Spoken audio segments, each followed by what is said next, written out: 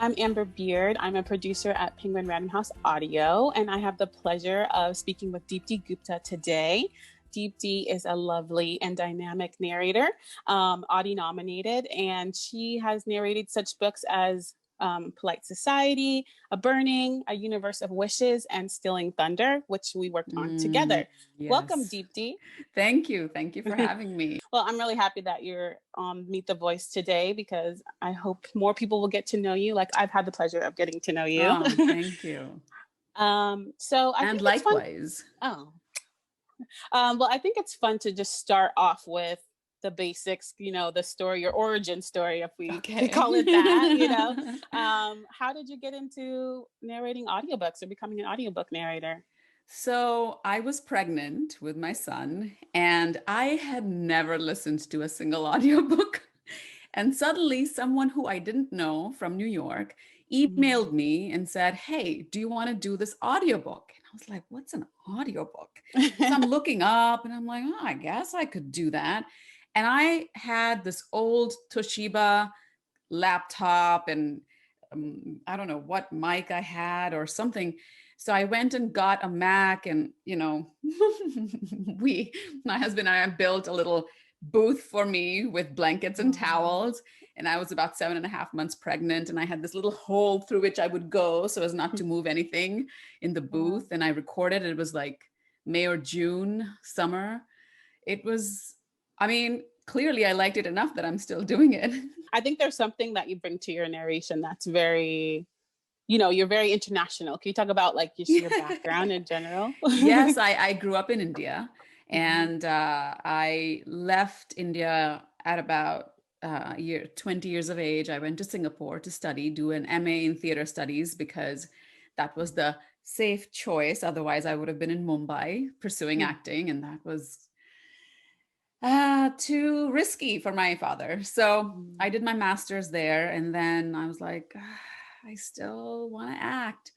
So I came to the US to do an MFA in acting, UT Austin, Hook'em Horns, and then moved to New York and now in LA. Has there been any book that you've narrated that has just resonated with you long past the recording, and why? Oh, A Place for Us that I did.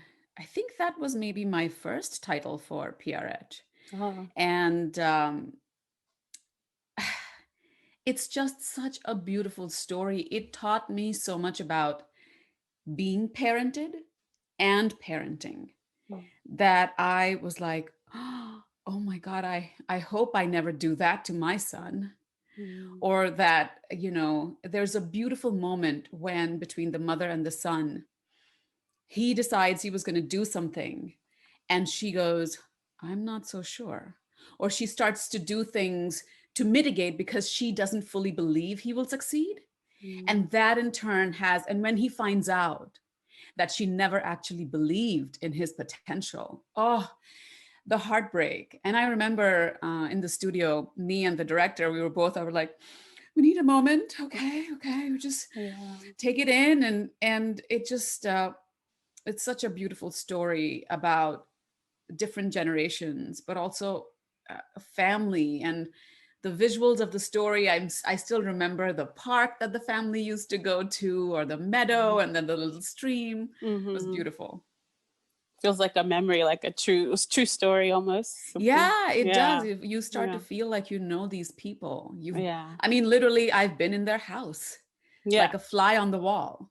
Has there been a book or a character that really helped you kind of explore parts of yourself, maybe that you hadn't explored before, or? Actually, Stealing Thunder, when we did that, Mhm.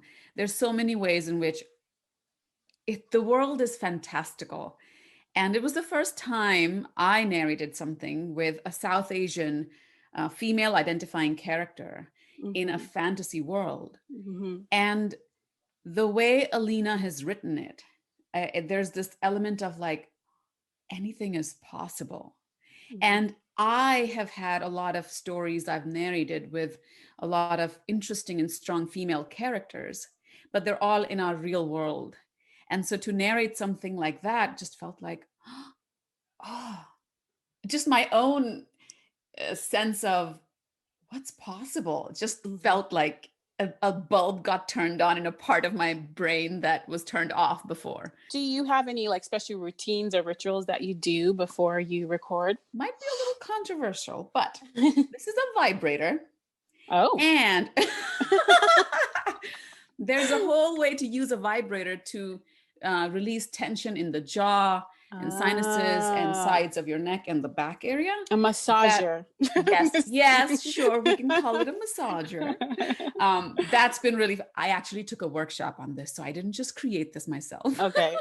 What is the best advice you've been given about narrator in this industry? Surprisingly, it has come this year. Breathing. And I was working with the director and she said, "What's going on with your breathing?" And I was like, "What do you mean?" And she pointed out a few things and I was like, "Oh, okay." And that just really got me into paying more attention to my breathing in general and where I hold my breathing and my breathing patterns. And I know that a lot of voice actors are like, "Oh, all these breathing exercises and warm-ups." But there's a way that we all hold our breath when we are in an uncomfortable situation or whatever our breathing patterns are, survival mechanisms, that I feel like when I heard her talk about it, it just opened up a whole thing for me to explore about how am I breathing and what my breathing can tell me about how I'm feeling, about what I'm narrating or what I'm the person that I'm with.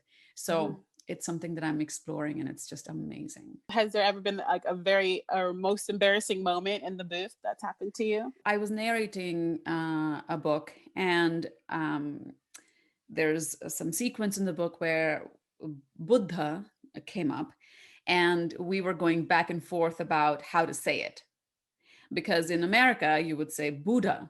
And I was like, it's not Gouda cheese, it's Buddha. And like, I'm here, I'm going to say it like that. And she was like, well, but what if people are like, wait, what did she say? And I was like, I know.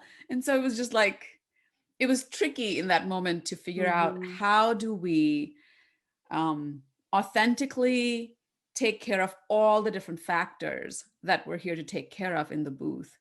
And, that ultimately has become a learning moment for me because now when I work on stuff, I know that if I come across those things, I should bring that up beforehand with the team that I'm working with and to say, hey, it's really important to me that we keep authentic pronunciations and use that as a way to educate our listeners, as opposed to just keep feeding them what they already know, even if it's inaccurate. What was the first book you ever narrated? Yes, it was the first one when I was pregnant. It was called Refuge, which I had to learn. Refuge and refuge are two different words and mean two different things. And so that was fun. What's a book that you would love to narrate? I would like to narrate a romance with a South Asian female who's not only Indian, only American, someone who's more global. And like, it can get hot and saucy. What's your in-booth uniform? Well, I would say, narrated in my underpants. What book or audiobook would you recommend listeners? Michelle Obama's Becoming.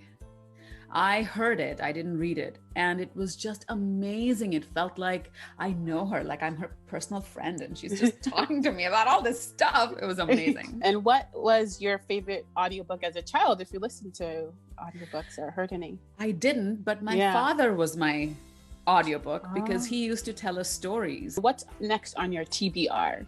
I get to do my first kids book. It's called Lakshmi's Mooch. Mooch means mustache. And so it's about a brown girl learning about body hair and getting out of shame and into celebration. Well, that's it, Deepti. It was so great to chat with you and see you. Thank you again for being on Meet the Voice. Thank you for having me. I have loved talking to you.